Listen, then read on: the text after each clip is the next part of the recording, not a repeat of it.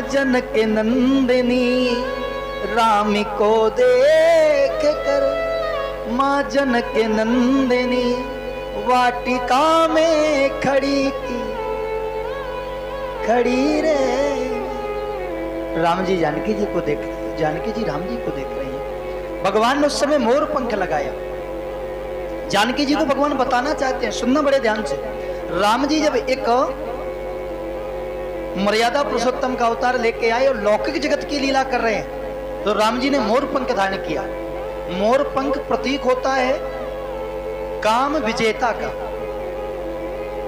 अगर मोर किसी ने मोर पंख अगर धारण किए हैं, जिसका मतलब हुआ कि मन में काम नहीं है। भगवान राम जी बताना चाहते, जानकी जी इस समय मेरी नजरें अगर आपको देख रही हैं तो ये मत समझ लेना कि मैं वासना में डूबा प्राणी हूं। ये मोर पंख मेरे सिर पर है। भगवान कन्हैया मोर पंख इसीलिए लगाए, अरे नीलकंठ का लगा लेते क्योंकि उनका तो दर्शन पुनीत होता है, लेकिन मोर का पंख इसलिए लगाए क्योंकि मोर वासना रहित होता है। आंसू पीकर के मोर रहता है, लेकिन मोर के जीवन में काम नहीं होता। जिसके जीवन में काम नहीं होता उसे भगवान अपने सिर का सिरमौर बना लेते हैं। ये मोर पंख लगा के प्रमाण देना चाहिए। तो भगवान ने माता जानकी को जब प्रथम दर्शन दिया तो मोर पंख लगाया, और आज यहाँ भी रघुनाथ बन के जामवंत जी के सामने खड़े हैं, और जामवंत जी को राम भी दिख रहे हैं और कृष्ण भी दिख रहे हैं। दोनों के रूप में दर्शन कराया। उसी समय जामवंत जी ने कहा, तुम ही हो प्रभु जी रमा के रमैया, और तुम ही हो प्रभु जी कृपा के करैया। नमो देव देवा, नमो देव देवा, और क्षमो पाप मेरे, क्षमो पाप दे। भगवान ने कहा, तो पानी आनी पिला दो। अंदर ले गए, भगवान को फल इत्यादि का प्रसाद भेंट किया। भगवान बैठ गए, बोले प्रभु क्या सेवा करूं? बोले भैया सेवा नहीं करना है, केवल एक निवेदन है, ये मणि हमें चाहिए। जामवंत जी बड़े संकोच में चरण पकड़ के बोले, प्रभु दया करिए, ये मणि में नहीं दे सकता। भगवान ने कहा, क्यों नहीं दे सकते? इसलिए क्योंकि मैंने अपनी बेटी को दान कर दी है। कन्या को किया गया दान, गुरु को दिया गया दान, मंदिर में किया हुआ दान, किसी भिक्षुक को दिया हुआ दान कभी वापस नहीं लिया जाता है। अब जरा आप ही बताओ, हम ये मणि कैसे ले लें? अगर बेटी की कोई सामग्री है, बेटी का कोई धन है, तो कभी बेटी के मायके वालों को अपने प्रयोग में नहीं लाना चाहिए, ये कथा में सिखाती है। लेकिन बेटी जैसे ही ससुराल से बहुत लंबी मोटी तगड़ी चैन पहन के आई, तो मैया ने पैर के बुलगुआ शुरू कर दे। राठ की बात नहीं, हमने देखा बुंदेलखंड में कई। और अगर वो खराब हो गई, बिगड़ गई या खो गई, तो बेचारी बिटिया का जीवन नरक हो जाता है। बोलो राधे।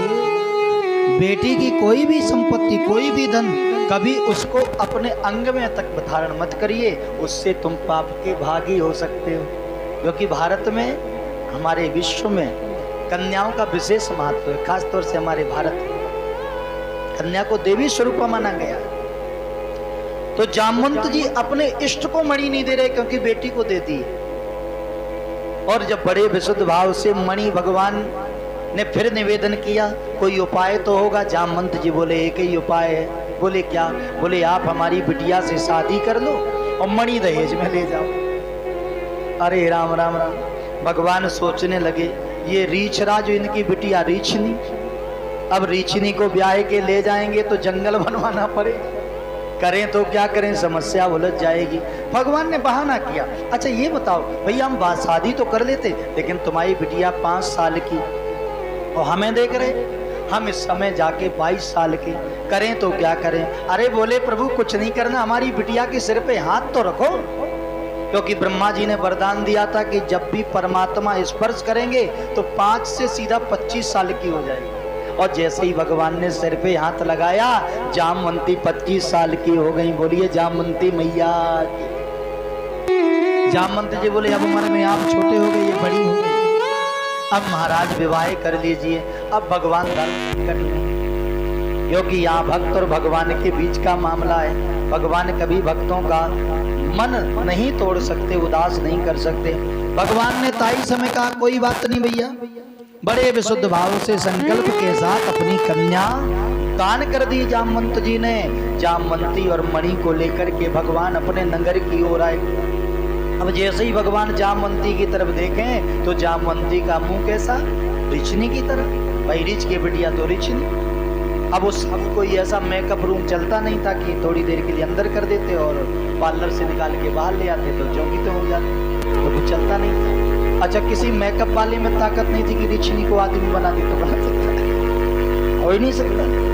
बड़े डरते डरते भगवान सोच रहे हैं हमारी धर्म पत्नी घर में जब देखेगी तो रुक्मणी तो भड़बड़ा के गिर जाएगी, ये क्या ले आए हैं, बड़ी समस्या हो जाएगी। अब भगवान ने दिमाग लगाया। भगवान बड़े तो ईश्वर है ना, लेकिन जगत में जब आते हैं तो भगवान लीला करते हैं। जामवंती से कहा देवी जी एक काम करो, अपने अंग प्रत्यंग ढक लो, कुछ दिखाई ना दे, हाथ भी ढक लो, मुंह भी ढक लो, यहाँ से घूमटा कर लो। जामवंती जी बोली क्यों प्रभु हम इतने बुरे हैं? अरे राम राम, आप बुरे? आप तो 64 जो चंद्रमा की कलाएं हैं उनसे भी ज्यादा सुंदर हो। अब भैया की तारीफ तो करनी ही पड़े, वो आदमी तारीफ ना करे तो समस्या ही समस्या। हाँ तो बोले आप बड़ी सुंदर हैं, लेकिन हम इसलिए घूमटा कराना चाहते हैं कि आप सांवली हो जाओ, आप सांवली हो जाओ।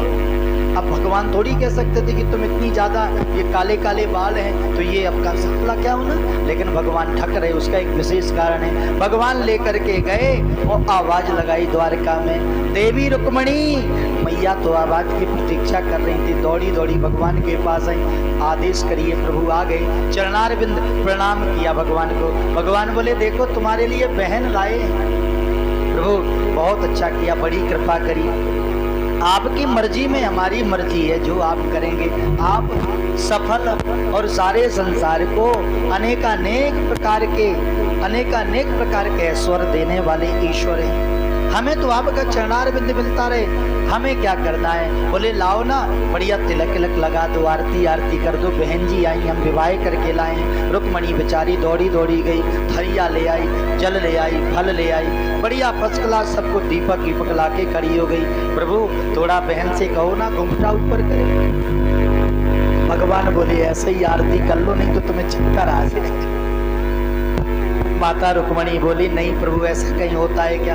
अरे हम अपनी बहन का मुखड़ा जरूर देखेंगे। भगवान बोले हम इसलिए नहीं इसका मुखड़ा दिखवा रहे क्योंकि इतनी सुंदर है, इतनी सुंदर है, इतनी सुंदर है, इतनी सुंदर है। रुक्मणी बोली प्रभु कितनी सुंदर है, इतना भी तो बताइए, क्या हमसे भी सुंदर है? अरे भगवान बोले तुम तो पसंगे के बराबर भी नहीं हो। अब रुक्मणी का दिमाग खराब, कितनी सगी बहन हो, कितनू सगी नंद हो, कितनू सगी परिवार में नारी हो, लेकिन माताओं का स्वभाव होता है कि मोह न नारी, नारी के रूपा और पन्नेगार ये चरिते। अगर कभी कोई तारीफ करेगा कि देखो आप तो ठीक है, लेकिन वो है ना, वो हमारी बहन जी जो आती है बड़ी सुंदर है, देखो तो कितनी सुशील है, तो पता है पत्नी क्या कहती है? तुम नहीं जाना, सुशील तो है लेकिन नंबर 1 की चुट्टू आ, दूध चुरा के कुछ ना कुछ खा, मतलब कमी निकाल देंगी। ये नहीं कह सकती कि हाँ हाँ नहीं आप सही कह रहे हैं, ये माताओं का स्वभाव होता है। और हम नहीं कहते तुलसीदास जी लिख के हो सकता उनसे गलती हो गई, वैसे हो तो नहीं सकती, क्योंकि तुलसीदास जी महान प्रणेता है। बोलिए तुलसीदास जी महाराज। हाँ जी कि ना जी भैया, हम तो बेटा हैं आपके, हम तो सुनाते हैं जो हमने पढ़ा, बस वो जो गुरुजी ने सिखाया वही बोलते जाते हैं। तो जैसे ही माता रुक्मणी ने भगवान से पूछा इतनी सुंदर, बोले बहुत सुंदर, तो बोले यार, माता रुक्मणी ने आंखें बंद करी, आंखों से आंसू बहने लगे।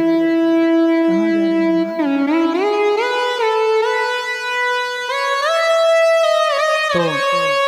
तो मैया बड़े भाव से बोली, क्या बोली सुनो। बोले हे परमात्मा, मैं मानती हूँ कि ये सुंदर है, मैं मानती हूँ कि ये सुंदर है। बैठा एक बार जोरदार तालियां हमारी माताओं के लिए, वाह। देख रहे भैया, सुनील भैया जो बढ़ा रहा हो तुम्हारा कमरा। बोलो राधा वल्लभ सरकार। हमने कलाकलन किया था कि लगभग 70 माताएं अंदर रहती हैं और इससे कम ज्यादा ही होंगी। कृपा है।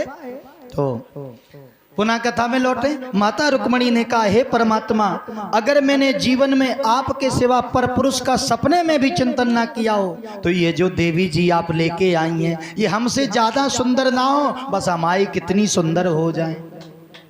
और जैसे ही श्राप दिया वो वरदान बन गया, वो रीछनी सुंदर सी नारी बन के सामने खड़ी हो गई। बोलिए भक्तवत्सल भगवान, इतनी अटपटी लीला। भगवान बोले जामवंती, बोले जी प्रभु, बोले अब घूंघटा उठा लो, कोई दिक्कत नहीं, अब खड़ी हो जाए। और जैसे ही देखा तो जामवंती और रुक्मणी दोनों एक रूप की थी। बोलिए रुक्मणी मैया की। श्राप क्या बन गया? वरदान बन गया।